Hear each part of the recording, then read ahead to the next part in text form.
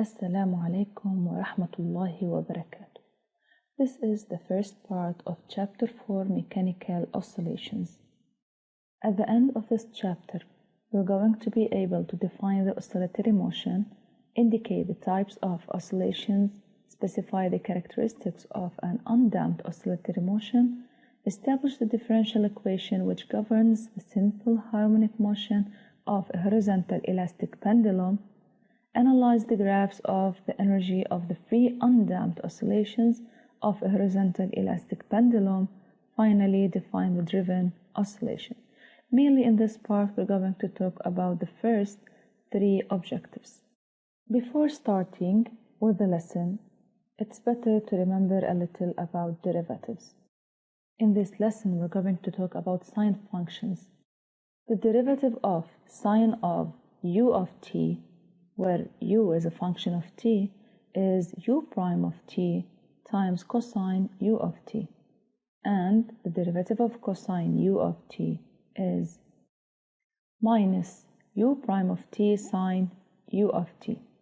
For an example, if I have x equals to a sine omega 0 t plus phi, then omega 0 t plus phi represents a u function of t. And the derivative of u of t is just w0. So x prime is omega 0 times a cosine omega 0 t plus phi. In the previous years, we used to study three types of motions: rectilinear motion, rotational motion, curvilinear motion, and we used to study their time equations for position and velocity. Have you heard of other types of motion? Let's think together.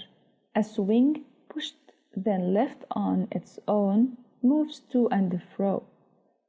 A tuning fork also, when stuck and left on its own, vibrates, both with a constant frequency. And also remember a vertical spring studied before when it was at equilibrium in grade 9. If we displace the mass and leave it, it will oscillate.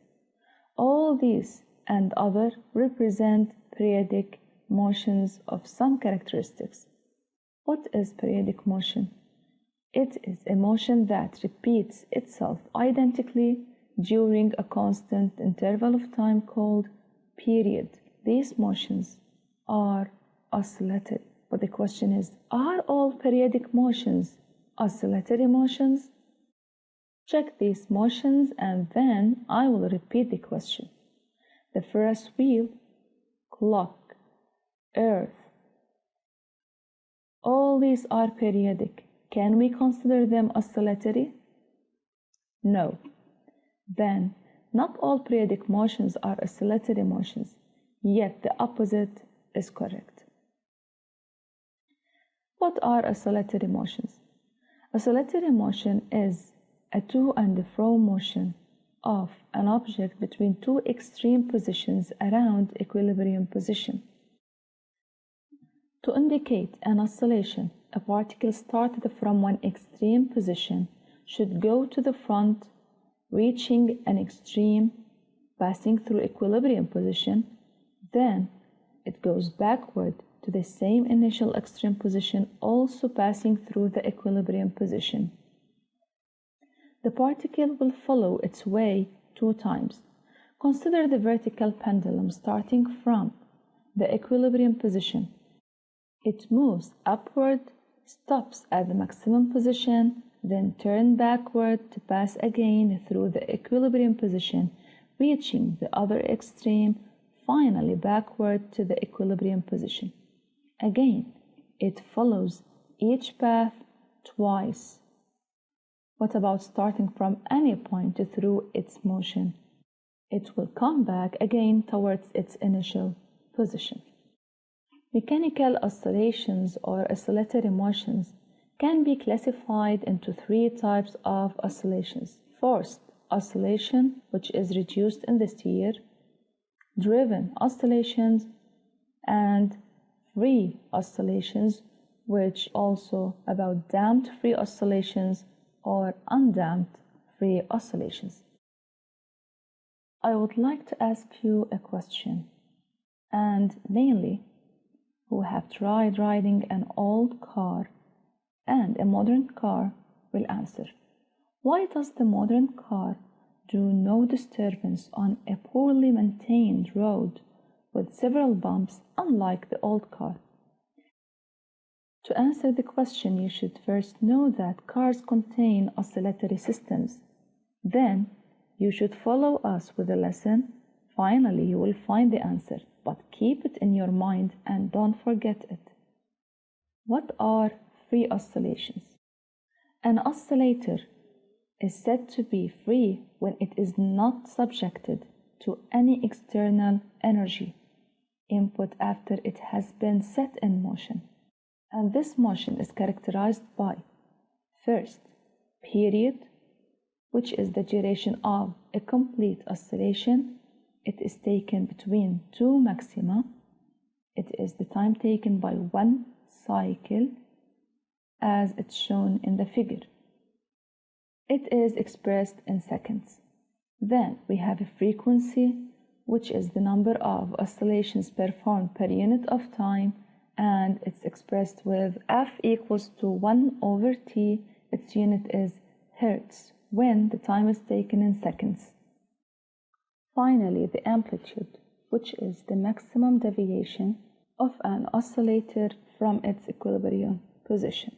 But we should distinguish between the amplitude and elongation. The algebraic measure of the deviation, any deviation from the equilibrium position, is called elongation, y or even x.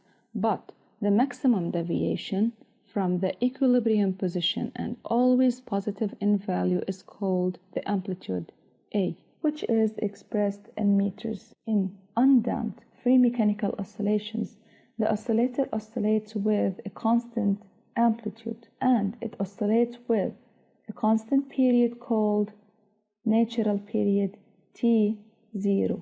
The natural period is the smallest possible period of oscillations. Note that in this video, we are considering the undamped mechanical oscillations where the amplitude is constant. In this case, mechanical energy is conserved because there is no friction, no non-conservative forces. But it is good to know how could the damped oscillation be. Damped oscillations, because of the existence of non-conservative forces, mechanical energy is not conserved, the amplitude decreases over time. It's time to make application. A horizontal elastic pendulum consists of a solid S and a spring R. S can move without friction on a horizontal rail, and its center of inertia, G, moves along the horizontal X prime, OX. X is taken as the gravitational potential energy reference level. An appropriate device makes it possible to record the abscissa X of G as a function of time. Find the characteristics of this pendulum, period, frequency, and amplitude. Starting with the period, which is the total duration over the number of oscillations. Let's take 4 oscillations because it is indicated in the graph. Then divide the time taken by 4 oscillations, which is 4.04 by 4, and the answer is 1.01 seconds. Frequency, which is the reciprocal of the period, 1/T, 1/1.01, the answer is 0.99 hertz.